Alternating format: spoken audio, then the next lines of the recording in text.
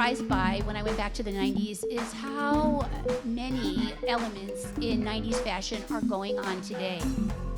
1968, I became the first woman in the history of Northeastern University to ever be on the air. And we really rode this as far as we thought we rode it much further than we ever thought we would in 10 years ago, in 89. All right, we're going to get our first speaker up here. Our first speaker tonight has a 20 years experience teaching fashion history at Mass Art. Now, we were talking before we came out here back in the green room, and she was talking about being really into this class that she's teaching right now. She's debuting a new course this semester, which is called Global Heritage of the 20th Century Fashion and Art. And the idea of that is that it's all about broadening out fashion history from those exclusive locales of Paris, London, and New York, and embracing a wider range of cultural and global artistic voices. It's a lot of what she's thinking about right now, and it's something that I think that she would be really psyched to talk to you more about when she's done up here. So find Kathleen in the crowd and talk to her about that. But for right now, I'm going to clear out, and we're going to bring up Kathleen McDermott.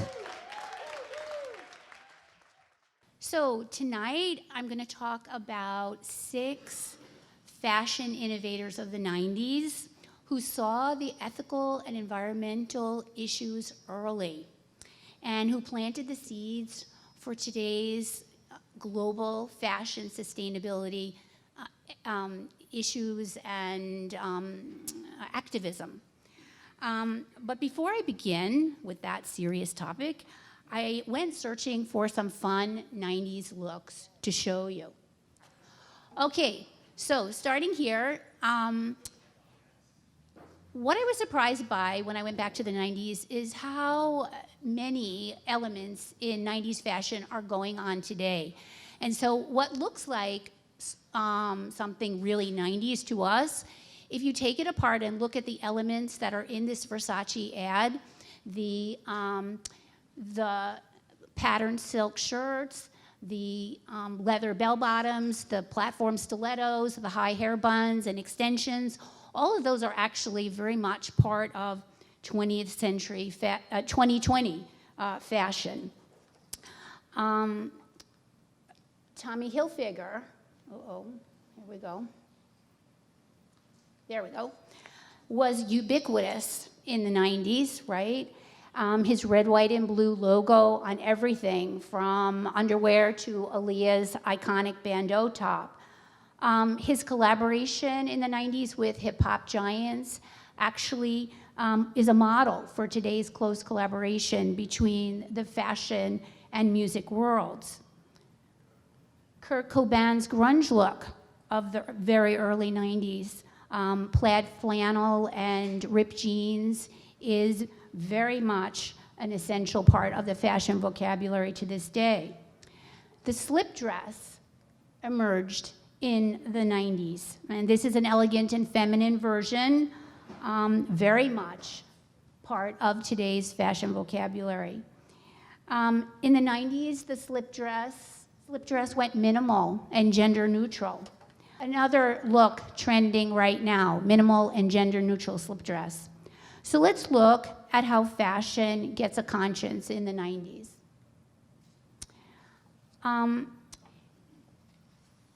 Environmental consciousness comes to America in a big way in 1970 with the first Earth Day and the founding of the Environmental Protection Agency in 1970.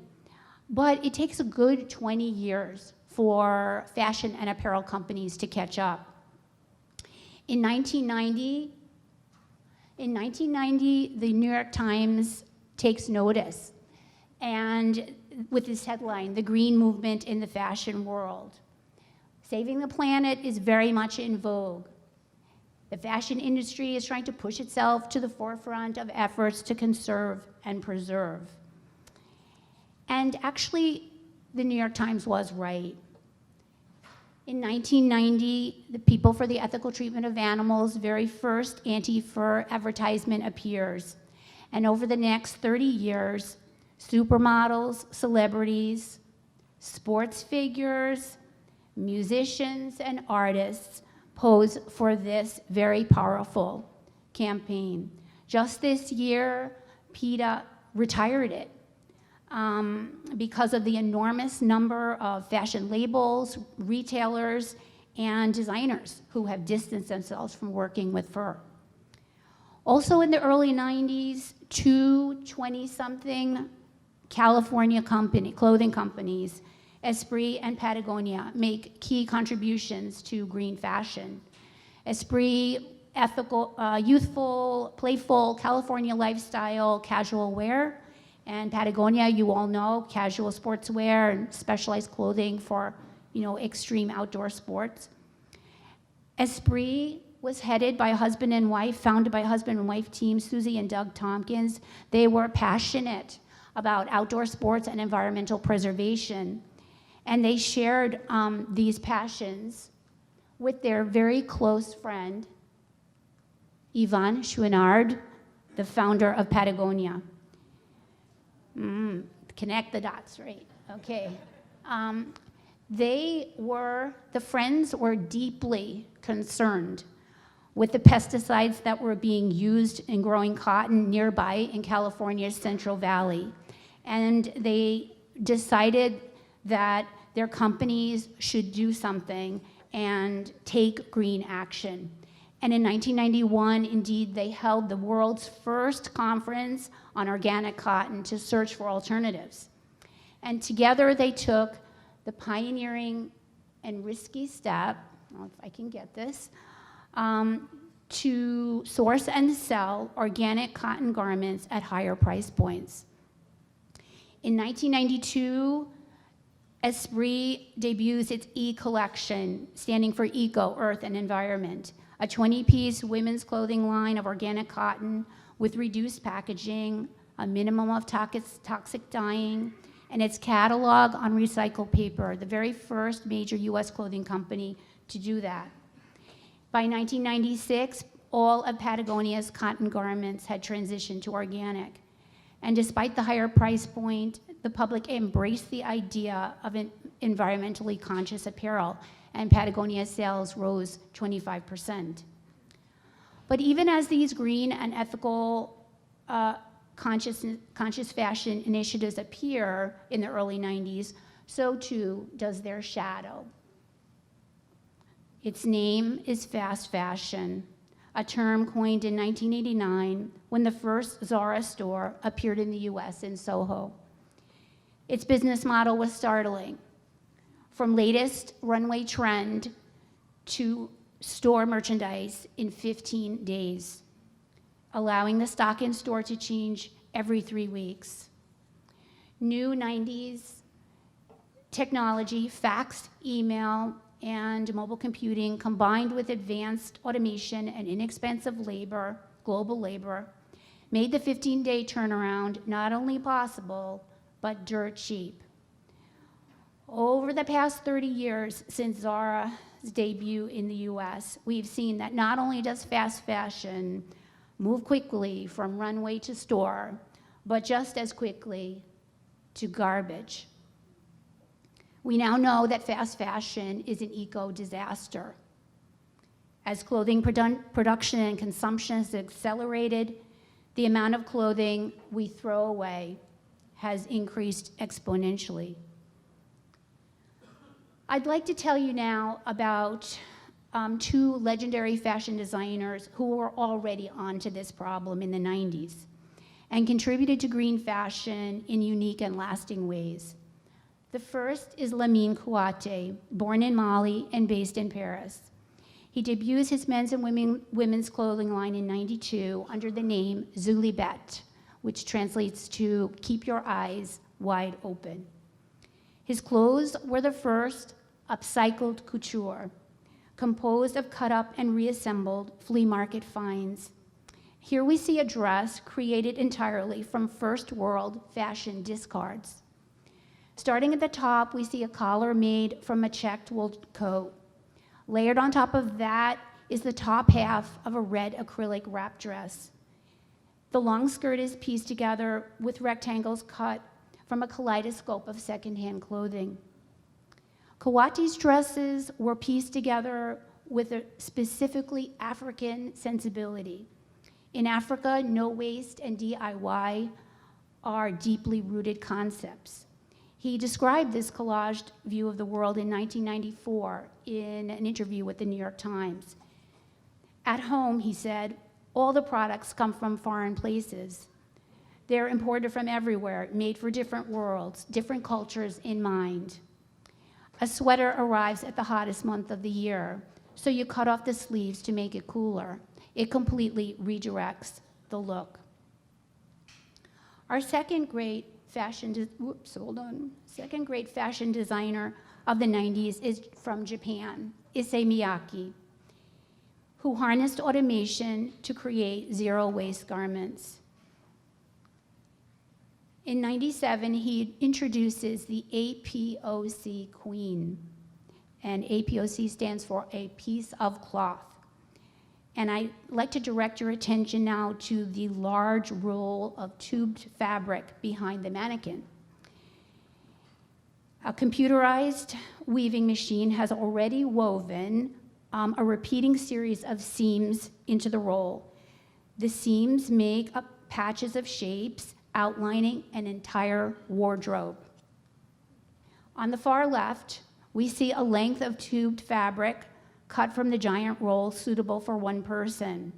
The user self-tailors by cutting along the seams of the shapes. The cutting does not destroy the integrity of the pieces or the larger tube. In the second panel, we can see socks cut out just below the middle. In the third panel from the top, we see the seam outlines of a little hat, a long-sleeved mini dress. Below that, a long skirt and socks cut out.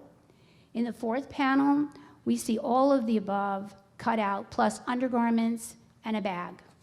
And in panel 5, she's all dressed and ready to go. Virtually no material has been wasted in the process of creating a complete set of garments from a single tube of cloth. Miyake said at the time, will fashion be able to afford the old methodology? I have endeavored to experiment to make fundamental changes to the system of making clothes. Today, we've come to realize that our clothing choices have ethical and environmental consequences. We've come to realize that each piece of cloth requires us to keep our eyes wide open. That awareness began in the 90s when fashion gets a conscience. Thank you.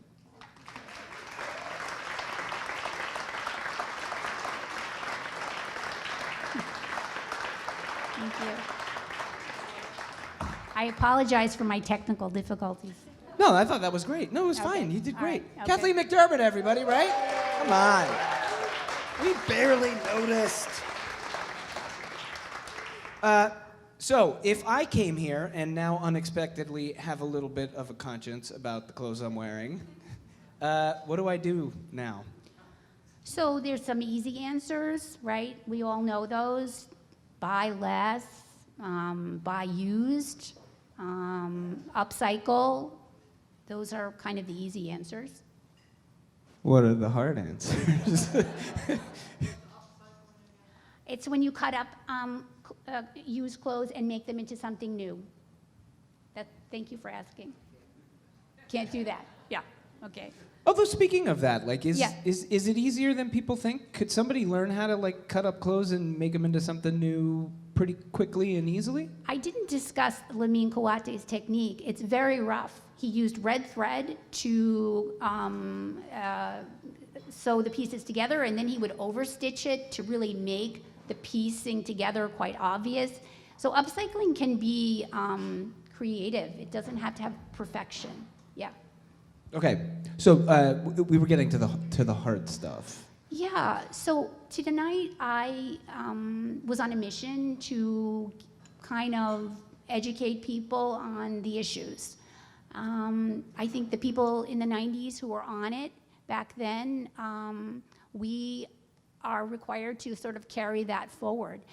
And I think that we often feel like, we're in the store and it's on the hanger and it's kind of like Aladdin's lamp. We rub it and it appears. But everything on that hanger, for the most part, has a troubled past. It has a troubled past in terms of the people who were wage slaves, or that their place is environmentally degraded, or that their indigenous culture is being squashed out so that we can buy a $6 pair of pants. And I think for all of us, there are many, many venues now where we can educate ourselves and actually take action. I was mentioning to Edgar earlier, there's a site called Fashion Revolution, where there are so many ways to plug into what is now, as I showed you, a global crisis based on fast fashion and Western fast fashion. There's hope then, yes? I think so. I mean, we've got to get to it, right? Yeah. Kathleen McDermott, everybody, let's hear it for her. We're going to move on. You ready to hear some more cool stuff about the 1990s? Yeah? Yeah. All right, our next speaker, what do you say? She's a professor, she's a writer, author, media historian. She's got decades and decades and decades of experience in the broadcast industry. And by the way, just sort of happened to discover the rock band Rush. That's also on the resume. So please welcome to the stage, without any further ado, Dr. Donna L. Halper. Let's see if this thing is on here. Is this thing on here? Oh, wow. All right. Nailed Can you it. hear me now? So it's nice to be heard.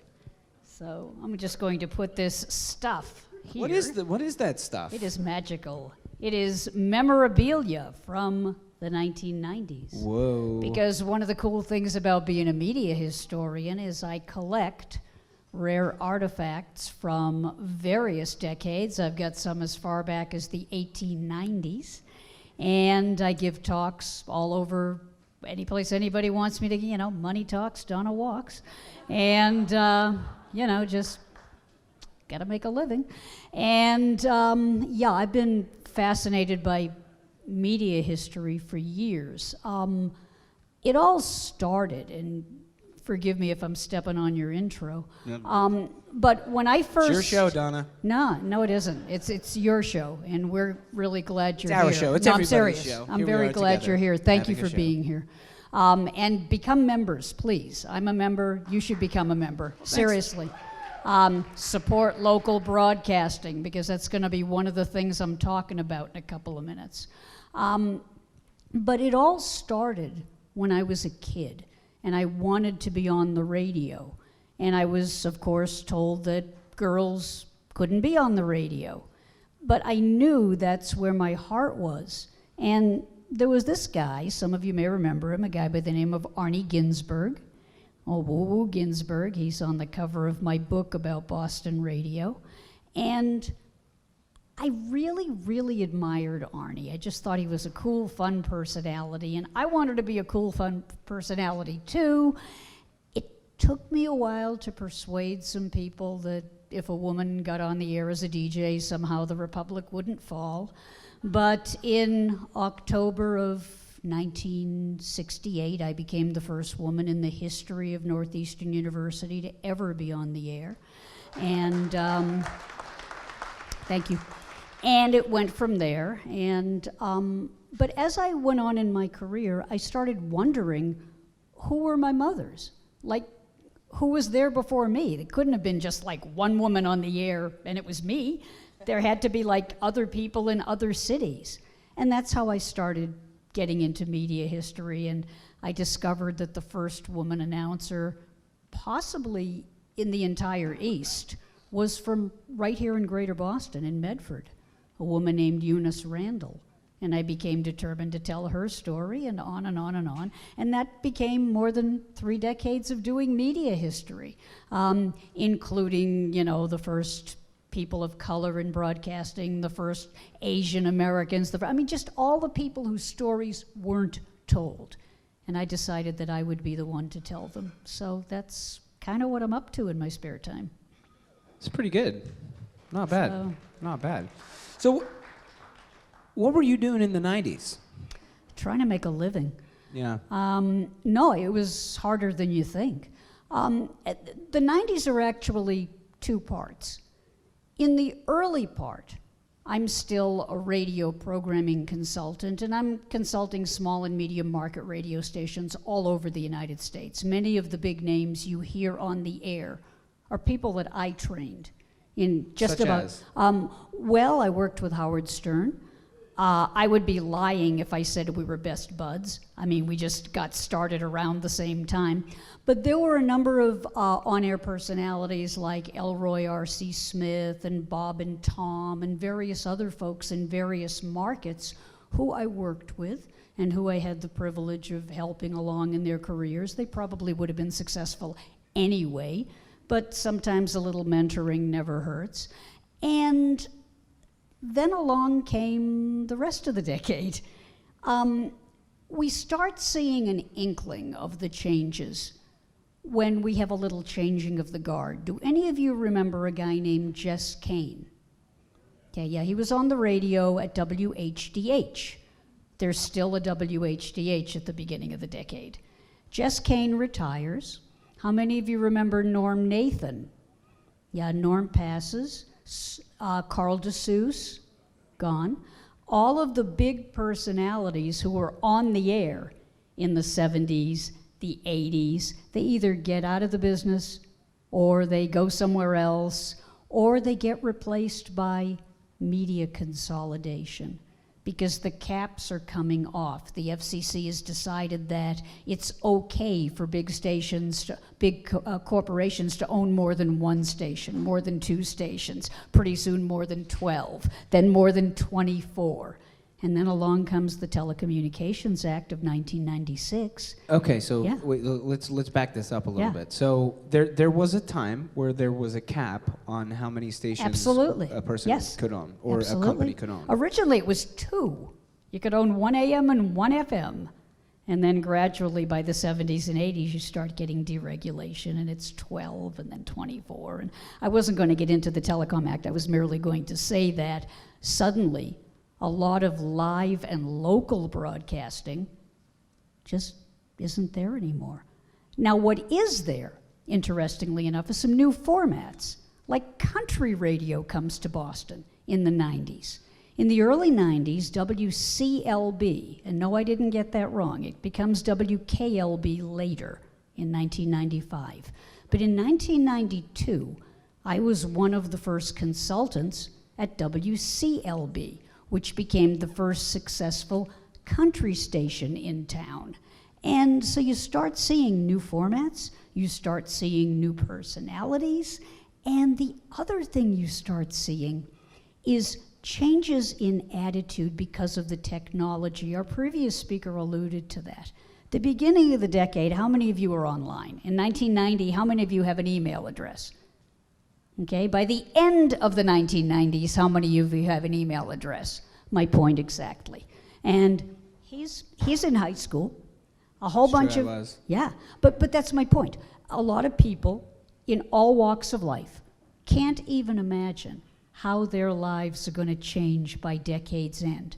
One of my favorite shows was Star Trek, and in 1993, Yeah, we can give a round of applause Yeah, for Star Trek. yeah. Go ahead.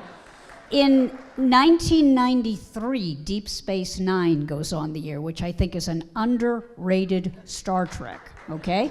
The first Star Trek to have an African-American captain, and that's followed in 1995 by Voyager, the first one to have a female captain. And I have TV guides with me that have people on the cover, and everybody's talking about that.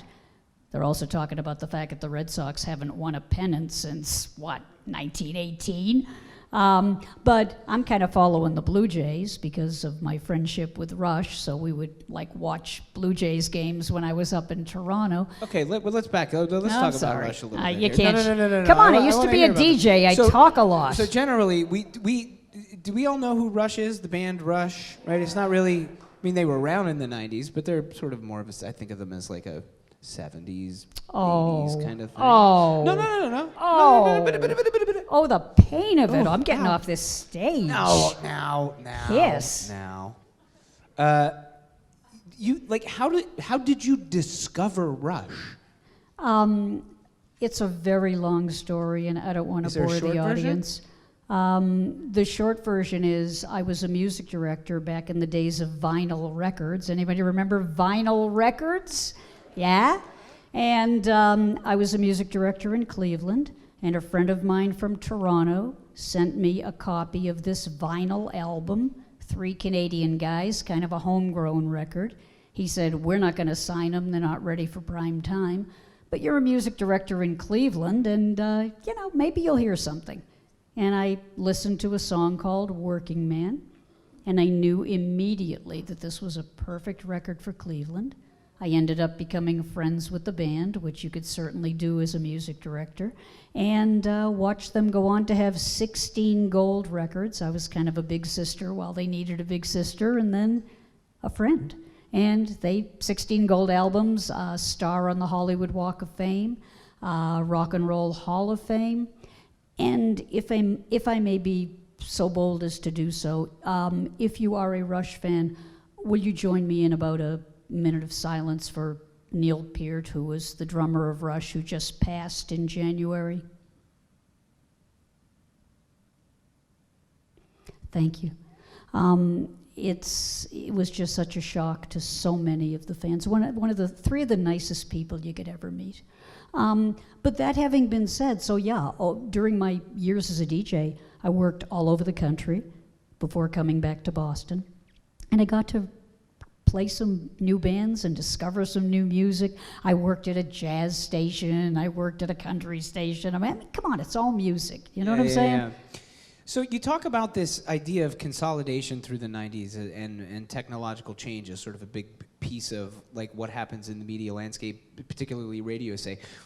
How does it shake out? Like by the end of the decade where this change has come, what are the ramifications of that? The ramifications are I lost my job. Me and 20,000 of my closest friends. When the caps all came off so that corporations, and no offense to corporations, there's good ones, there's bad ones, but once it became kind of a free-for-all, suddenly you lost Westinghouse, which was the original owner of WBZ. They buy out CBS and they changed their name. And so the Westinghouse name is gone. Suddenly you have 6 giant conglomerates that own the vast majority of the stations in Boston. And a number of folks are affected by this. Dan Kennedy, you may know Dan from the wonderful media program Beat the Press. Dan is a media GBH critic. Program, by the yes. way. Why do you think I mentioned it? Come on, you know? Well played. Hey, come on. But Dan is writing for the Boston Phoenix, and that's going to be gone.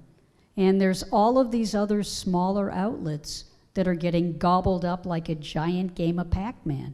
And what ends up resulting is I had to reinvent myself. And I went back to college at the age of 55 and got my PhD when I was 64. And if there is a message, that wasn't just an applause line. The message is, it's never too late to learn something new. And to this day, I love taking courses. I love teaching courses. I'm a professor of media studies. I'm always trying to learn something new. Yeah. But no, all joking aside, if you have the opportunity to take a course, I mean, not even for credit, I mean, just to learn something, these evenings are an opportunity to learn something new, and I feel so privileged that I'm walking around. Cancer survivor for 5 years, thank you very much. Oh, wow. And I'm just, people say to me, hey, it's great to see you. And I'm like, I'd rather be seen than viewed. So, so I'm happy to have the opportunity to not just talk about the 90s, but to talk about anything. Because it's a chance to explore new ways of looking at the same thing. The 90s were a period of ups and downs. I mean, yeah, we're all online at the end of the decade. All these newspapers and magazines have websites at the end of the decade. But people are still navigating. What does it mean that things are going faster and faster and faster? I was asking my students the other day, what's the biggest problem for you in a relationship? And you know what they said? When somebody texts me, and if I don't respond in 5 minutes, they're offended. I couldn't even imagine something like that in the 1990s. I mean, remember downloading something, that beeping sound that it made, like when it was downloaded. You could raise a family waiting for something to download. You kidding me? That you've got mail, and stuff like that. So there was no expectation that everything would be instantaneous. By the end of the decade, there's more of an expectation. Things are going faster. I'm not sure that's better. I'm not sure that's better for conversation. Yeah, it's great we can all Skype now, good for us. But what have we also lost? And I think just like thinking about the fast fashion, I think a fast communication environment doesn't always allow time to explore new ideas. You have spent a lot of your career in media history, which I find interesting vis-a-vis this conversation, because we're sort of at a place where we're distant enough from the 1990s now that some of that, it becomes a little bit like looking back into a past. Like some of the things have shaken out. We've seen where things have landed. So you can analyze it in a historical context, probably now-ish for the first time, I would think, right? And so for you, as you look back on the 90s now, in 2020, what is becoming clear about what was and wasn't important about the decade? Well, that's actually an interesting question, because so much of what we're looking at now, when it happened, a lot of us didn't even realize it would be that important, okay? There was a movie called Titanic, okay? Don't tell a soul, the ship sinks at the end, just like...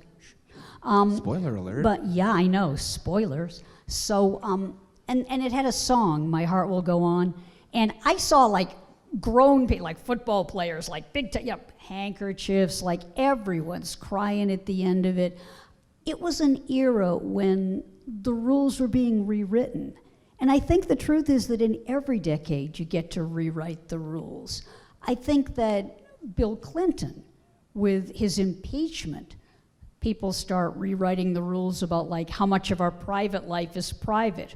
What does it mean to be under surveillance? What is this whole thing with the Waco question that you asked? I mean, as these events are unfolding, my point is we don't have time at that moment to analyze them because we're in the middle of them. Like Doc Counts died. I know what you're thinking. Who? And that's the problem. Doc Counts, his real name was Mabry Doc Counts. He was from Medford, and he was an African-American historian whose expertise was baseball. And when he died, many of the memories of Medford's black community also died. And so did his memories of baseball, and so did his memories of meeting so many of the great players. So looking back on it now, I invite you, if you've got older relatives, in fact, I beg you, talk to them, get their memories, talk about what they remember about living in that era. Because when they're gone, unless somebody wrote about them in the paper, or unless they had a blog post, which blogs are not a thing yet, I don't have any way of knowing what they experienced. The big problem for me is as we go more to email, I have artifacts that are like handwritten letters from the fathers and mothers of our industry. Now it's all disposable. And I want to know, what was it like being there? I'm happy to tell you what it was like being there in the places that I went, but there are so many other people I want to talk to. I want to know what they were up to. So that's just an opportunity, and I hope that you'll take me up on it.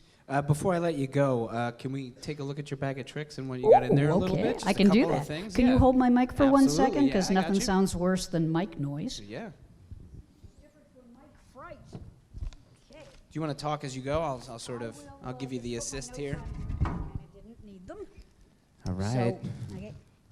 What's hilarious is looking back on the stuff we've all forgotten, okay, like the shows that we used to watch. Remember L.A. Law?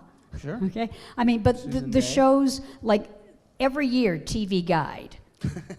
would put out, and I'll have some of these over on one of the tables so that you can just like look at them, okay? But every year at the end of the year, they would be like, this is what we should remember from this past year.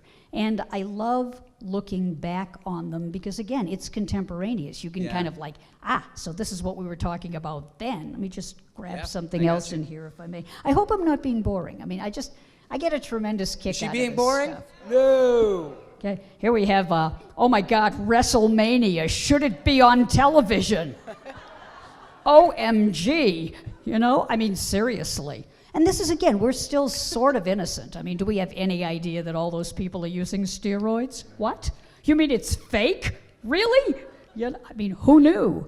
One of my favorite covers is this one, which is, of course, Janeway, the captain of Voyager, the first female captain in the Star Trek series, okay? And I also have the one for Avery Brooks from Deep Space Nine. So Also, again, for the record, cigarette ad on the back too, right? Like, wow. Yes, indeed. I have so many more. I mean, I could go on for days. But the reality is, again, these artifacts, and one of the main reasons that I keep the actual artifacts is because it's a great way to jog the memory. Your computer may go down, but having the artifact, it's with you and you can look at it and it tells you what was included and what was excluded. I find, for one thing, the 90s are one of the first times when the LGBT community is able to finally presence itself. When Ellen DeGeneres is on the front page of Time magazine and the headline is, "Yep, I'm gay." Now, to us today, it's like, but it's 1992 and she loses her show the next year because all the sponsors pull out. Very similar to what had happened to Nat King Cole in 1956 as the first African American to host his own TV show. And the sponsors were like, "We don't think so." So looking back at these artifacts is a way to remember how far we've come and how far we've yet to go. Just a practical question on this. Do you keep these along the way, or do you like go back into eBay and buy? Like, where are you getting these? All of the above. My commitment for as long Do you as... have like a crazy closet somewhere? Oh, yeah. Just, yes. You should see my I house. want to hang out there. Well, the good news about not smoking, not drinking, and not doing drugs is I saved a lot of money over the years. So, and I do remember the 60s. And while I'm I'm not rich by any manner of means, but I've got the money to put into preserving the history of my industry. This is what helped me get through. At a time when I thought no one would ever accept me, at a time when I thought no one would ever love me. I'm not being dramatic. I mean, I was one of the few women at that time that wanted to go into broadcasting. And it was not, you could do a women's show, you could do cooking and recipes, not that there's anything wrong with that. But on the other hand, that wasn't me. I wanted to play the hits. And then I wanted to do news and things like that. I wanted to do sports. I'm a baseball historian too. So my point is, these were the things that helped me get through. And when I see them online, I don't care what condition they're in, I want the information. Okay? This is not an investment for me. This is my life. This is my way to say thank you. So I get rare photographs, I get rare magazines, some of them I see online, some of them I get at flea markets. And I don't want everything. I mean, there's particular themes that run through my work.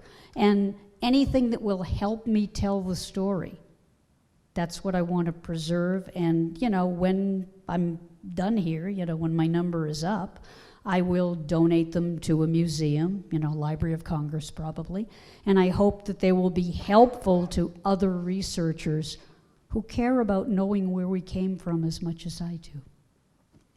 Donna Halper, everybody. Let's start things off with a little music.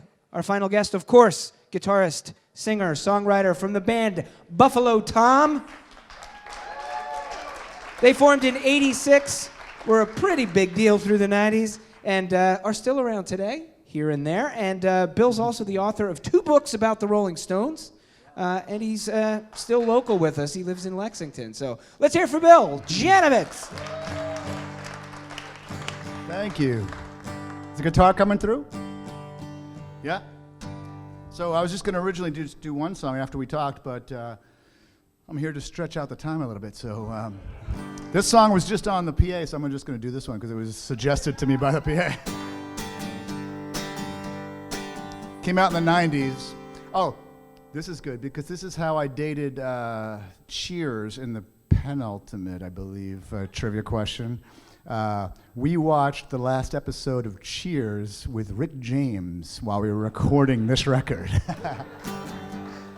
I'm here to tie it all together, people.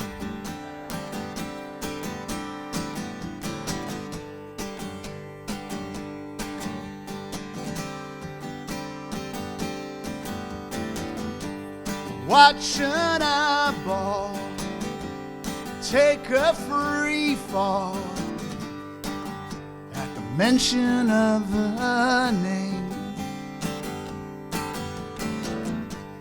In its socket, like a rocket, rises just the same. But could my eyelids cover what I did? The shut-in of a door. Could these ceilings contain my feelings? Me down on the floor.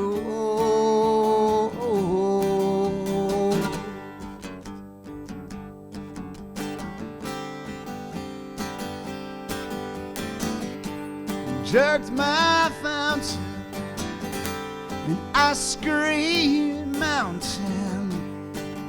I suppose I'm just too late. Form a line here, I think I'll die here. 'Cause these people just nauseate me. If my patience was a spaceship high up in orbit,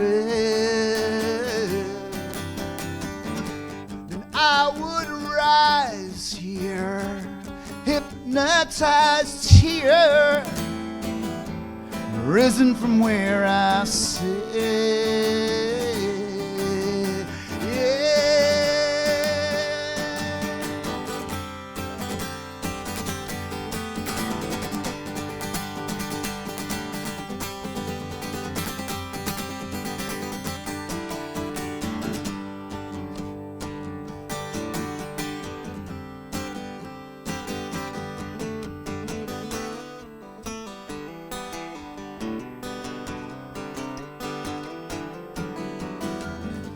Solid angle, my legs do dangle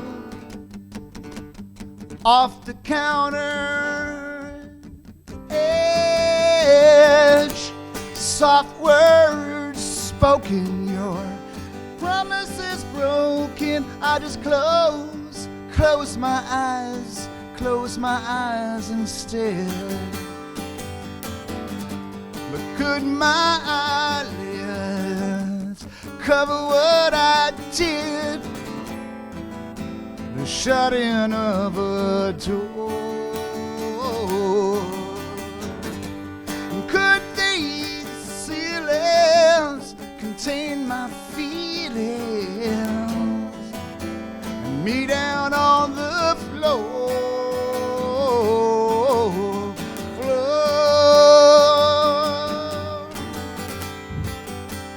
Me down on the floor,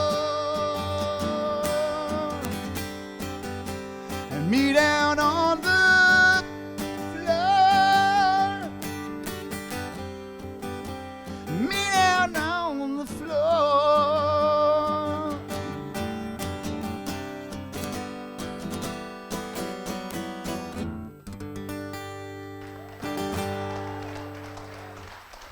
you very much.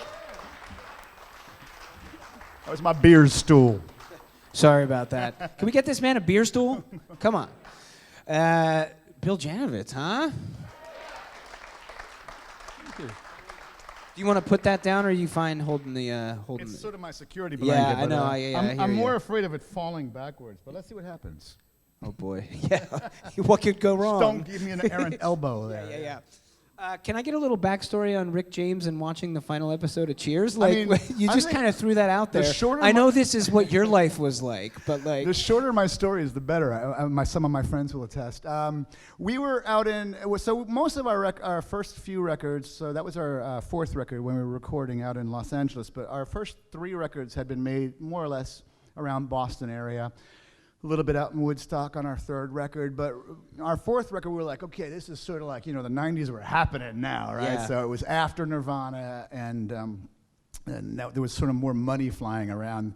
And these guys, the Robb brothers, they still kind of own a studio out there called Cherokee. But back then it was like one of those, Sunset Sound, the kind of studios that you read about literally in music history books. And I mean, it was like a surreal talk show. So we went out there. The Robb brothers had recorded "It's a Shame About Ray" for the Lemonheads, which was our favorite record at the time. And they were friends of ours, and they're like, yeah, go. Evan was like, go out and record with these guys. They're an absolute trip. They're like, they're music. And these guys, there's three brothers, and it was, I don't know if any of you remember the Hudson brothers from the 70s. They had a TV show. Well, they were buddies, and they were exactly like that. But they would tell stories about like, yeah, then we walked upstairs and Ringo was freebasing with my dad, and like, and you're like, I don't know if I believe all these stories. Yeah. And then things started happening. Like Rick James was there with us the whole time during his trial. He would come in and drink our beer from our little mini fridge. And he would go back out, and there'd be there was a lounge, and we were out in the lounge, and I took a picture of Chris Colburn, our bass player, singer, sitting at a bar stool with Rick James at the bar watching the last episode of Cheers. that is amazing. Also, were you guys like making music in LA is exactly what we thought it was going to be? It really was. Like, I mean, so let me just give you one more story, because these are pretty much, this is like the 3 stories I have, and they all happen at Cherokee Studios. So. They would tell all these crazy stories, and they started really happening. And so we were recording, we were mixing actually at this point. We were mixing, and a lot of these people have heard this story already because I only have 3. This song called "I'm Allowed," and in walks like Jeff Skunk Baxter from the Steely Dan and from the Doobie Brothers, and he sits at the mixing board, and there's a guy with a big mustache and a hat that I grew up watching, and he's like, "Oh, it sounds pretty good, guys," and he's there. He leaves, and within like 5 minutes or so, David Lynch is there. The director, David Lynch, is there at the desk, and he's going. He listens. The Robb brothers play at the mix in progress, and they go, "What do you think?" He goes, "I think it sounds like a hit, boys." And then I sat there talking. I mean, to me, he was like an absolute hero, especially in '93. He was as much a hero to me as a lot of musicians were. And third, on the weird talk show couch, we're like, well, thank you very much, David Lynch. Now let's bring in Gene Simmons from Kiss. Gene Simmons from Kiss was there. And I'm sitting on this I have this memory sitting on this black leather couch against the back wall of the studio, and Gene Simmons is in front of me he's singing Gene Pitney. What a town without pity can do. And I'm just looking up at Gene Simmons singing Town Without Pity to me. So. I don't think he did have his But in your makeup memory, on. he does. No, Please, he didn't. please, no. when you tell the but story, his be like, tongue yeah, of course he did. unfurled Yeah. almost to my knees. Yeah. So, It's a public radio crowd. I got wow, 2 drinks, and I'm talking about Gene Simmons' tongue. amazing. Take us back to the pre-Crazy Times in LA days. Like, how does the band get started? How does it sort of all start to happen in the beginning? I mean, we grew up in an era, so we formed in '86, and this was not our first band, any of our first bands. Like, we were just talking, my friend, we were talking about this guy, Phil Rattel, who was our drummer's cousin, and he had this band, Plate of Mutton, that I went to go see when I was in high school. So the other guys in the band were... Plate of Mutton? Plate of That Mutton. is a great, I just want to give that its just It was a due. bad enough name that Take a they moment. decided to rename Skylar Hinkle with an even worse name, Skylar Hinkle. Sounds like a bad Molly Hatchet type of ripoff or something. So, but I remember some of my friends from high school. So I moved to Medfield, Massachusetts when I was a junior in high school. And some of the guys that I was friends with were seniors. And then they went on, when I was a senior, of course, they were in college. So I went to go visit them and their friends. So we went up to Andover and saw this band, Skylar Hinkle. Oh, no, I played a mutton. I'm sorry, they were still playing a mutton. In Tom's mom's and dad's basement.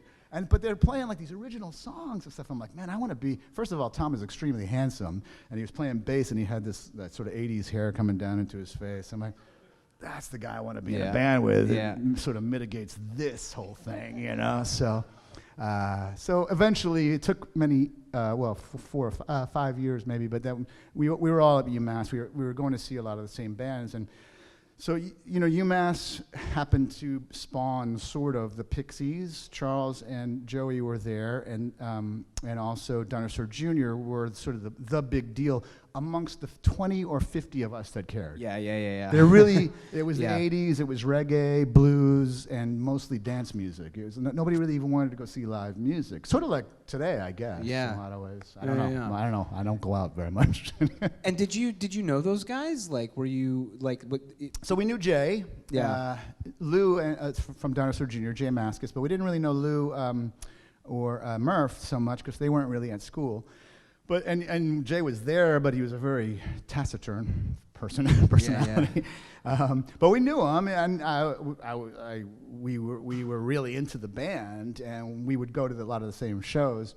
The Pixies, they weren't really a band, though. It was just those two guys came to Boston and formed the band. Yeah. So the point is that there really wasn't much happening there, and we were begging to get on to shows. So like when Husker Du or The Replacements or any band came through, we would beg to be on the bill for free. Just let us be on the bill for exposure, you know, or whatever. So it was really hard to get going. So we started coming to Boston very early on, and to New York to some extent. But really, we were able to headline Europe before we were able to headline in Boston because it was super competitive here. I mean, on any given night, we were talking about Scruffy the Cat earlier. That was just a local headliner. Yeah. There were like, if you look at a random ad from the Phoenix for the Rat or TT the I bet Bears. Donna has one somewhere. Maybe Donna, in her I bet bag. she She's does. probably got a Phoenix Like from January 1984. 1987 was like the Pixies, Galaxy 500, the Lemonheads, Dinosaur Jr., all these great bands. Yeah. It was really hard to play. Yeah. So when did it sort of dawn on you that like things were like happening, and like was there like a moment, or was it just like a series of things where you're like, we started getting more shows, and then we went to Europe and played, or like was there like a moment where you were like, no, well, I mean, this is a potential career? No, because I think we were all too level-headed to be in a band. Like I would be the one to most sort of go off into the like, I think we can do this, guys. Yeah. And the other guys are like, hey, let's calm down a little bit, you know? Like, I mean, and that's... We could go all the way to number one. Yeah, and that's kind of still the case. I'm like, we can still make it, guys. I think there's a market for 50-something-year-old guys going, you know. And there is, apparently. Pavement are headlining the Primavera Festival. Yeah. But no, it was very incremental. I mean, when we formed the band, the context was, it was Motley Crue, it was Poison. I mean, Guns N' Roses was sort of a glimmer of hope. And I didn't like that band, but it was like, okay, they're playing good. It's sort of rootsy. It's a little grittier. It's a little, yeah. But like REM, I saw open up for the English Beat when I was in high school. They opened up, and I was like, who is this? You know? So there was this thing called college rock before alternative rock, before grunge. And we would listen to college stations and go buy these indie label, and they were like cherished. They they were badges of honor. Like, oh, look at this band, the Moving Targets from Buffalo, from Boston. You had Volcano Suns. You had Mission of Burma was so influential. All these great Boston bands. But for us, it was like, wow, if we could. There's a great book on this subject called Our Band Could Be Your Life by Michael Azerrad. And it's not just about Boston, it's about, in fact, there's a few Boston bands in it. But each band is a chapter, but it talks about like the 80s, the late 80s, and what led to Nirvana. Yeah, really. yeah. And this was this circuit that we were part of. And we were just thrilled to be on SST Records eventually, home of Husker Du, Sonic Youth, and Black Flag. And then we were thrilled to be able to go to Europe and tour anything. And we just figured at any given year that would be like one record, one tour, and now we're going to have to go try to study to be CPAs or get into real estate or something.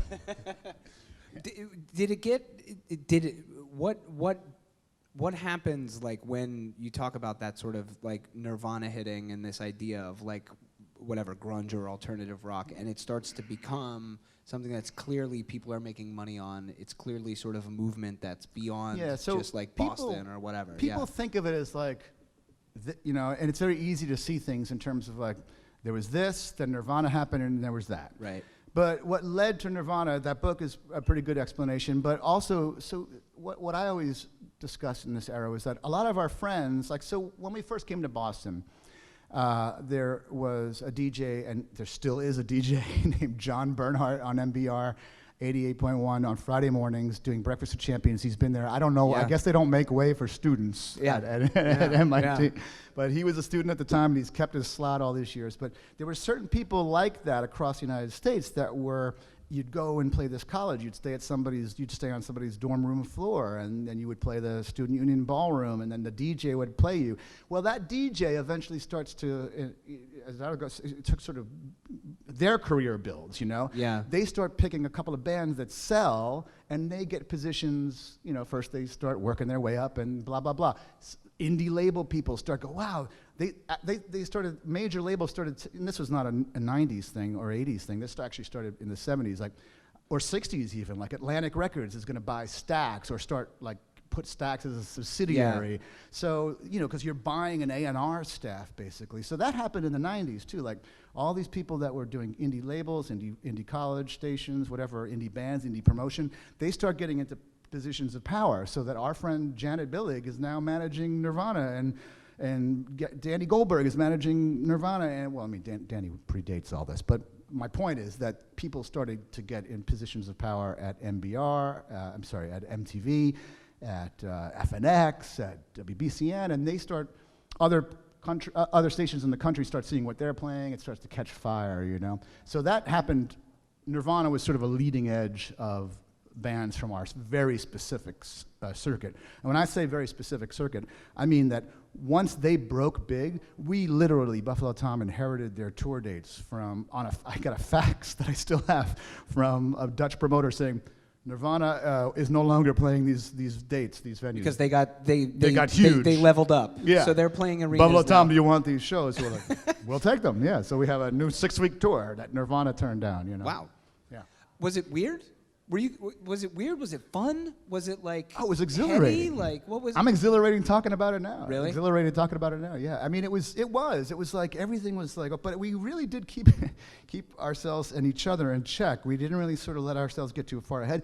We never went for like the big bidding war type of money. We signed with a really good label called Beggar's Banquet out of the UK, and that was pretty much our mama papa label throughout the 90s. We got licensed out to major labels, but it was always this one label, and they're the good guys, and the good guys win because they signed. They took a label called XL, Beggar's Banquet did, and there was these great bands on XL, and eventually XL signed an act you might have heard of called Adele. And my friend and mentor at Beggar's Banquet, Martin Mills, sold Adele's contract to Sony for about $80 trillion. And that's awesome. By the way, by that happening, I don't know if it was directly related, but I think it is, they wiped all the legacy acts at Beggar's Banquet's unrecoupable balance to zero. So everything we sell now is cash positive because of Adele. Nice. Well done, Adele. Yeah. She was already awesome, and now Drinks she's on even me. awesomer. Do you do you have like sort of like wistfulness for that time? Are you talking about like you're sort of getting fired up talking about it or whatever? Are you happy with how it turned out? Do you ever think like maybe this turn left there or this turn right there? Oh yeah. So our career is a good case study for the 90s. Like it's hard to generalize about a decade, and really we started in the 80s, but 89, 90 was when our record came out. And nobody really knew about us in the United States until like 1990, and that was only about 10 people, and John Bernhardt was one of them from WNBR, and Kevin over here was another one, I think, probably. Actually, Kevin came a little later, I think, yeah. Anyway, not to throw Kevin under the bus, but we sort of rode that wave. We were indie label, then Nirvana starts to break. Oh, go out to LA, here's some more money, blah, blah, blah. Oh, there could be a hit. Okay, let's spend now, instead of spending $3,000 for your friend to make a video, now we're spending $200,000 for a video to try to get into the buzz bin on MTV. Yeah, right? yeah. And now your unrecoupable balance is $500,000. Yeah. But you sort of ride that wave, and there was a lot of great things that happened, obviously. It really felt like the lunatics had taken over the asylum, that, when it seemed like a big deal that REM and Husker Du were on a major label when we started, now everybody expected major label deals. Yeah. And, so we went to Reading Festival in 92 and 94, and it was Pavement, Teenage Fan Club, Public Enemy. These were like the headliners, Ride.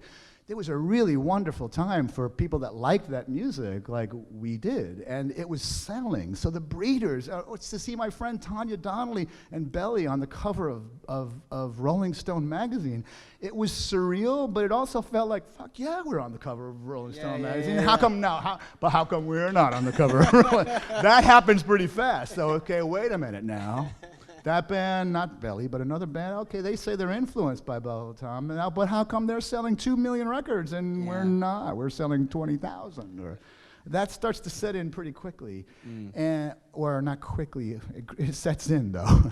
And by the end of the 90s, it was like we had left that Papa label and decided to go for a major label U.S. direct signing, and by the time the record was done, it was Polydor Records, which was kind of a legacy imprint of, anyway, it got taken over by Seagram's and A&M and Island and Def Jam, and they just dropped like 200 acts, I think. And they offered us the chance to either hold up the record to see if we wanted to see if we made the cut or not, and we didn't think we'd make the cut, so we forced the record out, and it just disappeared. And that was like the end of the 90s.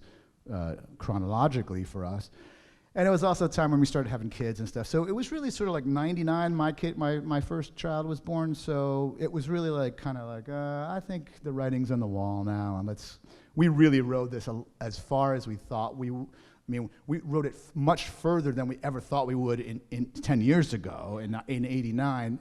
But you start to lose that perspective. We really did start to lose. I can't speak for the other two guys. I really started to think that we should have sold more records at a certain point, but I don't know. We were weirdos, and the music is not, it's oblique, and why couldn't we just do this or that, But you still make music, right? And yeah. What do you do now?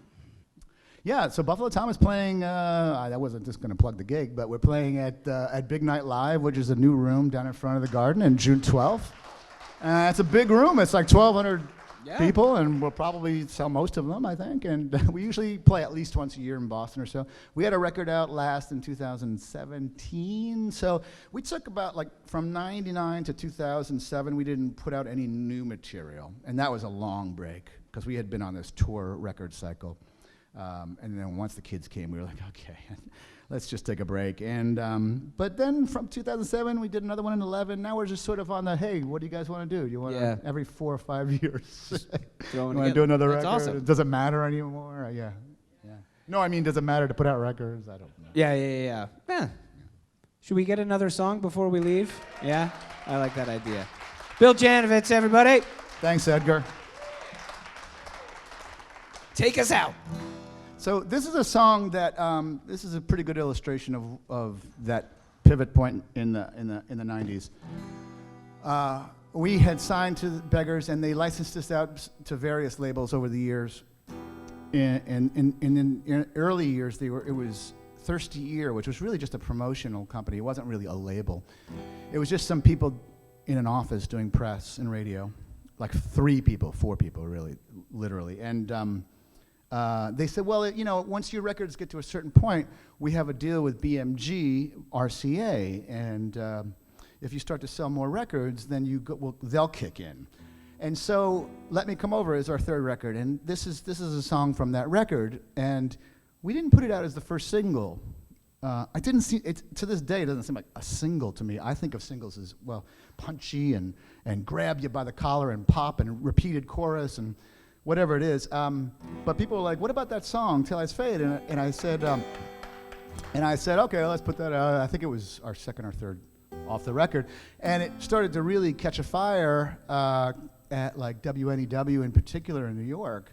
And these are big deal. The stations like that were really big deal, but it's like to put it into full rotation versus, specialty shows, and they're like, should we now put more? Like, we were at the end of this of the touring cycle. We had done a tour with, we had done our own tour, and it started off in a very dismal way, and then we went. It was '92 though. We went to Reading. That was a great thing, and then we did this tour with My Bloody Valentine, who had Loveless out, which is an amazing tour. So as the year progressed, it seemed like things were really changing, and then Nirvana broke, and then this song started to get legs, as we said. But the decision was made sort of collectively to just, you know what? We're done with this record. Let's go on to the next record. So I don't know if anything else would have happened to this, but this is the song "Tail Lights Fade."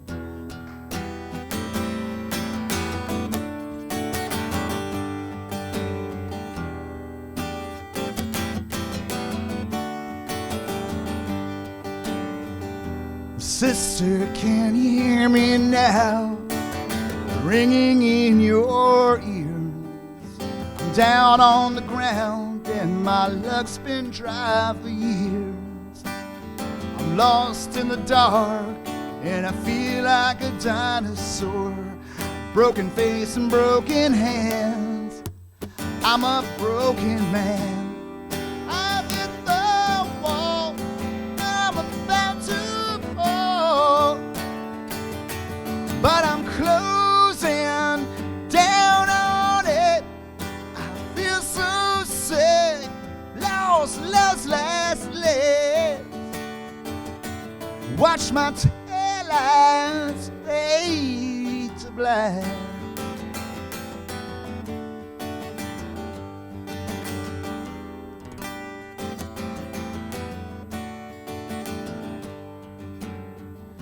I read a thing about this girl. She was a hermit in her world. Her story was much like mine. She could be my Valentine, and although we've never met, I cannot forget her yet. She cut herself off from her past. She's alone at last. I've hit the wall, about to fall, but I'm closing in on it. I feel so weak on a losing streak. Watch my taillights fade to black.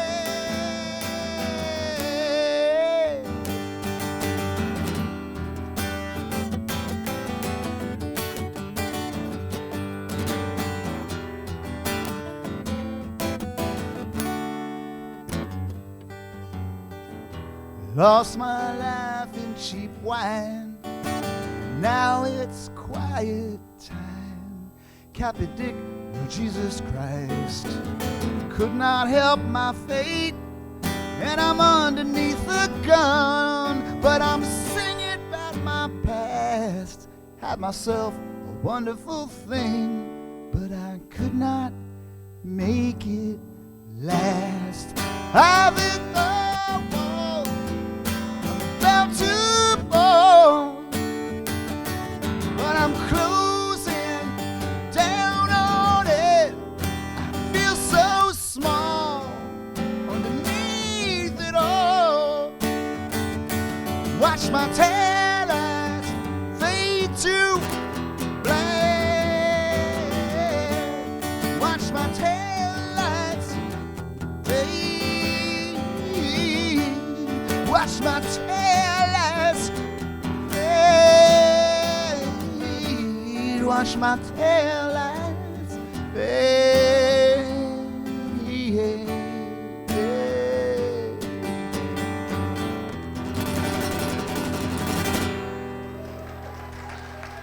very much.